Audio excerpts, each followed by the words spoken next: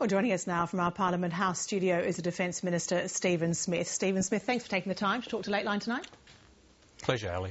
In the 3 weeks since the death of Lance Corporal Andrew Jones and with the investigation so far, how much do you know about the motivation for this killing? Why Shafeed Allah did what he did? Well, we would have, from that perspective, obviously preferred to have captured him to enable us to question him about his motivation. And so, in very many respects, whilst this will bring some solace or some closure to the family that the person responsible for the death of Lance Corporal Jones has met his own demise, it does substantially make more difficult bringing to a conclusion the investigation that has been commenced. So we may well never know. In the same operation, Allah's brother was also captured. He is being questioned. He may be able to throw some light on it, but our best witness in that respect is now gone.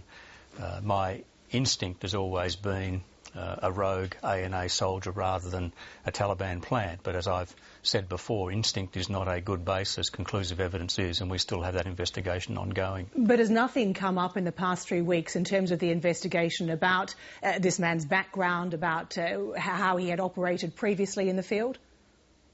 Well, he had been undergoing training with us for about a month. He'd been in the ANA and training in the ANA for 3 or 4 months.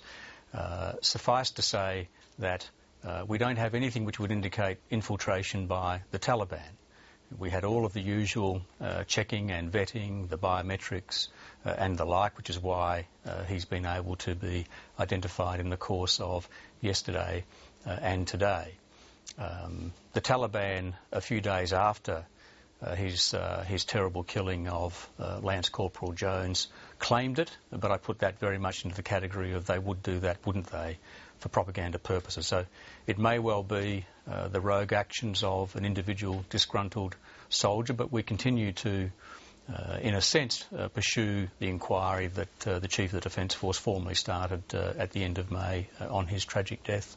Well, more broadly, US Defence Secretary Robert Gates has now confirmed there have been contacts between the US and the Taliban in recent weeks with an eye to a political solution.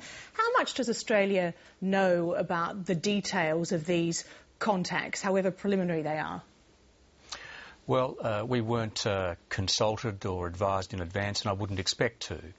But you may recall that a couple of weeks ago, I was in Brussels, not just with Secretary Gates, but with other NATO and International Security Assistance Force defence ministers, and I said on a number of occasions in Brussels, including in my formal intervention, but also when I returned, that one of the things that we were hopeful might emerge as a result of pressure, military pressure, enforcement pressure on the Taliban, was that we might see the early signs of reintegration and